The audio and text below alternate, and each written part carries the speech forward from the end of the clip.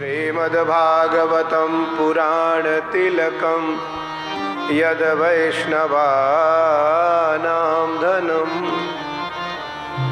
अस्मिन् पारमहंस्यमेव ममलं ज्ञानं परं गीयते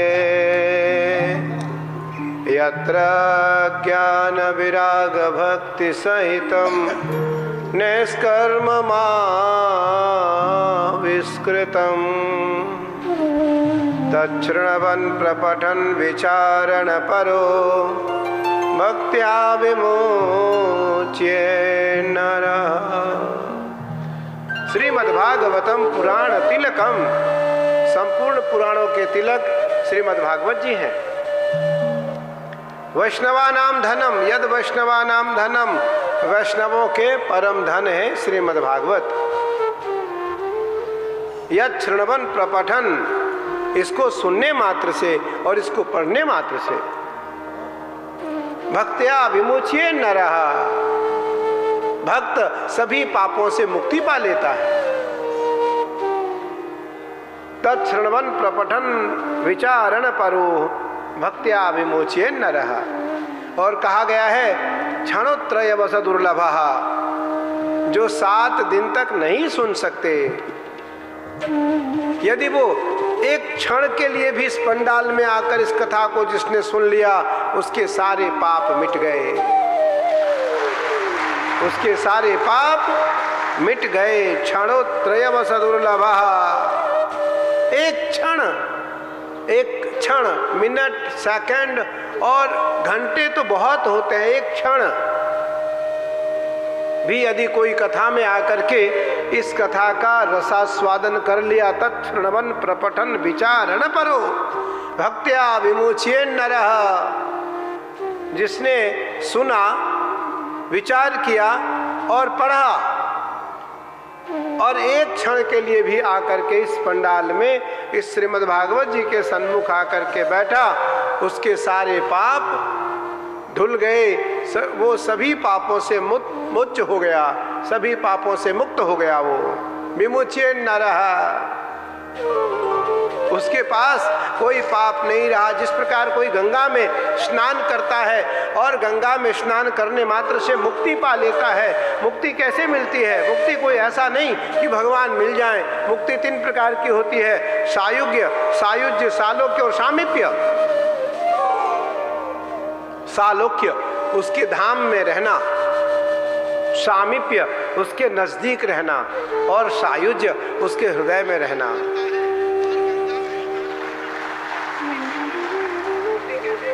हम ऐसे भक्ति करें कि महादेव हमको अपने हृदय में रख ले। हम ऐसी भक्ति करें कि मेरी माई मुझको अपने हृदय में रख ले। मैं तो उसको हृदय में रखता ही हूँ। महादेव तो मेरे हृदय में रहते ही हैं, नारायण हमारे हृदय में रहते ही हैं, लेकिन हम महान तो तब होंगे, हमारी भक्त की पराकाष्ठा तो भक्ति की पराकाष्ठा तो तब होगी जब महादेव अपने हृदय में मुझे रखने लगेंगे।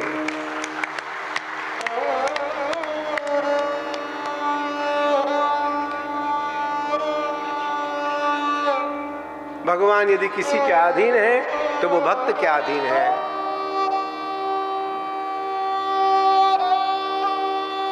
तो सायुज्य, सामीप्य और सालोक्य 3 प्रकार की भक्ति। तीनों में से क्या चाहिए भक्त को?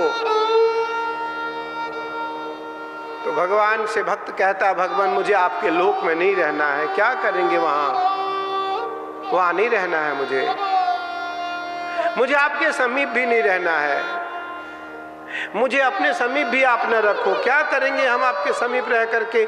हम पता नहीं अपराधी प्राणी है, गलती होती रहेगी और ऐसी गलती होगी आप मुझे दंडित करते रहोगे, मैं दंड का सामना नहीं कर पाऊंगा और मुझे फिर आप मृत लोक में भेज दोगे।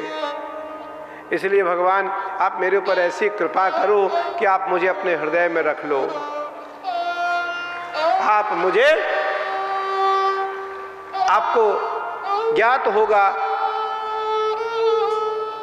भगवान शिव के एक भक्त हैं,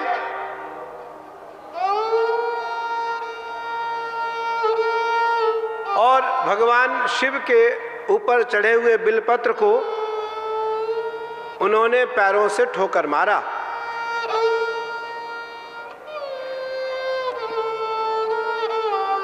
मैया ने देख लिया, मैया देख ली, महादेव ने भी देखा। महादेव तो औढ़रदानी है, भक्त शिरोमणि है वो। भवानी शंकरो वंदे श्रद्धा विश्वास रूपिणौ। श्रद्धा और विश्वास, भगवान शिव विश्वास है और मां श्रद्धा है।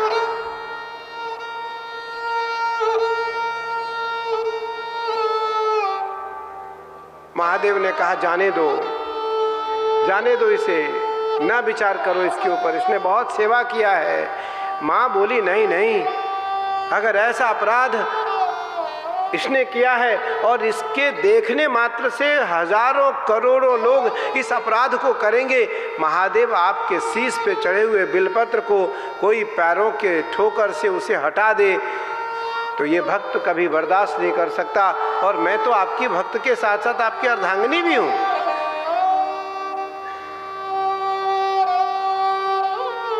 महादेव ने फिर कहा क्या करना चाहिए? बोले इसे मृतलोक भेज दो, इसे मृतलोक भेज दो। यहां ये दिन भर झूठ बोलता रहेगा, दिन भर असत्य करता रहेगा, अधर्म करता रहेगा, अत्याचार करता रहेगा, कुव्यवहार का दर्शन करता रहेगा। ये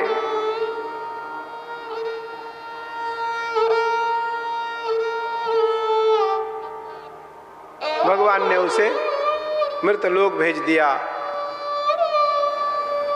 भगवान उसे मृतलोक भेजते हैं और मृतलोक भेजने के बाद वो भगवान का पार्षद होने के कारण उसके मन में यह बात लगी थी कि मुझसे अपराध हुआ, अपराध के कारण मुझे यह दंड मिला, मुझे इसका बोध होना चाहिए। और उसने एक स्तोत्र लिखा, उस स्तोत्र का नाम है शिव महिम्न। क्या नाम है? शिव महिम्न। उसमें केवल शिव की महिमा लिखी गई, शिव की महिमा लिखी गई, इसलिए उसका नाम पड़ा शिव महिम्न स्तोत्रम। लिखने वाला कौन है? पुष्पदंत उवाच। उसने लिखा हरिस्ते सहस्रम कमलबलिमाधाय पदयो यदेको नेतस्मिन् निजमुदहरन् नेत्रकमलं गतो भक्त्युत्रेका परिणतिमसो चक्रवपुषा त्रयाणां रक्षायै त्रिपुरहर जागर्ति जगताम् क्रतो सुप्ते जाग्र त्वमसि फलयोगे क्रतुमताम्। उसने स्तोत्र लिखा, उसमें लिखा लिखत यदि गृहीत्वा, एक श्लोक है उसी में, लिखत यदि गृहीत्वा शारदा सर्वकालम तदपि तब गुणान नामीश पारम न याति। अगर भगवान शिव की महिमा सरस्वती ब्रह्मलोक में जीवन काल बैठ करके लिखने लगी तब भी नहीं लिख सकती, तब भी नहीं लिख सकती। लिखत यदि गृहीत्वा शारदा सर्व कालम तदपि तब गुणान नामीश पारम न याति। तब भी महादेव के गुणानुवाद का लेखन वो नहीं कर सकती। तो भगवान शिव का स्तोत्र लिखा उस पुष्पदंत ने, और महादेव को वह स्तोत्र अत्यंत प्रिय हुआ। महादेव ने पुनः उसके ऊपर कृपा की और महादेव ने उसे कैलाश बुला लिया। महादेव ने उसे कैलाश बुला लिया।